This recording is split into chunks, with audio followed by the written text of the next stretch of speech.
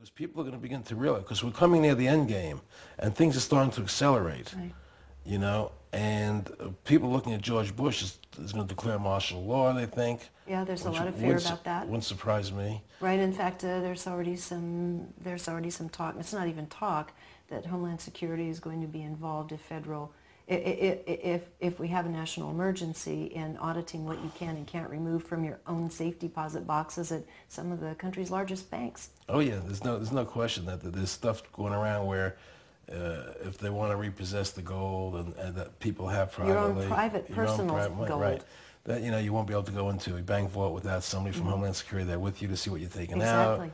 You know, I mean, it's a complete what's it takeover. take to- There are executive orders out there that say the government has the ability to put you on a work detail. In other words, let's say you're a teacher in Oregon, they can put you digging ditches in Ohio. That's an executive order. They can relocate whole populations if they want to. These are real executive orders. I mean, the government is planning a takeover of the American people. I understand, and I know some of this to be true, but I understand there are 800 internment camps. I was just going to ask you this question next, and I didn't know it was up to 800, but it's my understanding that not only do they exist, I actually went to a conference listening to an engineer, very dry presentation on how they build them, how they tunnel that far every day, and the kind of the technical end of building these camps underground, which are spotted all over the United States. Yes. Now, most people don't know these exist. No, and what don't. the heck are they building them for if not for use? Well, they claim they're building them for if there's too much immigration into the country, if it gets crazy. Round everybody up? At this point, it's hard to know. It's hard to know what's in their minds. All I know is the fact is that they're building them. That's for real. Right.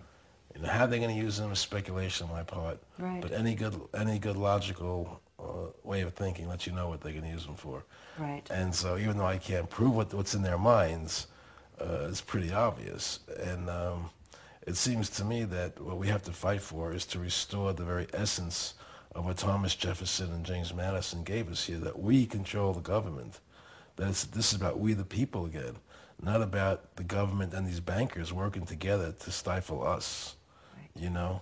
And unless the people wake up and say, hey, I'm not going to take this anymore. I'm mad as hell. I'm not going to do this. And stop it, because we have the power. We still have the power. They can't, if we resist, there's nothing they can do. The problem is we're asleep at the wheel. We're being lulled by many forces. But people like you are trying to wake people up. I'm trying to wake people up. There's more people awake now than have ever been before. True. I see that happening, and I think a picture like mine can help wake people up to what the truth is, and possibly the word will spread. And if we can all get focused on how to win the game instead of all these different objectives, all these different. Keeping us polarized. Yeah. In essence, Well, no, I don't even mean that. I mean, there are people who are fighting, to get a better environment. There are people who are fighting for lack of gun control. Right. There are all these different issues that are going on around the country, which are all important on their own. But if we can sort of consolidate all that and focus, take all those people and say, listen, we're going to shut down the Federal Reserve first, then we'll deal with those issues. Right. Let's go to the agenda, the objective first, then we'll go back to the other stuff. Right. Because that's the priority right now. You got to cut off the head of the beast. Right. Right? And the head of the beast is the Federal Reserve and the people behind it. You see? And that's what will save this country.